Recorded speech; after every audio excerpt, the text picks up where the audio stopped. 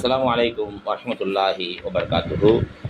சூரத்துல் அன்ஆம் 6வது அத்தியாயம் மறுப்பவர்களுடைய நிலை பற்றி குறிப்பிடுகின்றான். 11 வசனங்கள் முதல் 32 வசனங்கள் வரை. காஃபிர்கள் அற்புதங்களை கேட்டார்கள், ஆனால் அவர்கள் நம்பவில்லை. நபிமார்களை கேலி செய்தார்கள், மறுமையை மறுத்தார்கள். ஆனால் அல்லாஹ் முந்திய சமுதாயங்களை அழித்தான். உண்மையை மறுத்தால் தண்டிக்கப்பட்டனர்.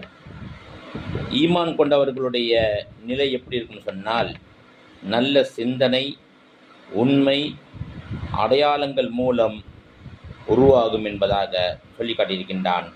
இதை நாம் அறிந்து செயல்படக்கூடிய மக்களாக அல்லாஹ் நம் எல்லோரும் ஆக்கி அருள் புரிவானாக. அஸ்ஸலாமு அலைக்கும் வரஹ்மத்துல்லாஹி வபரகாத்துஹு.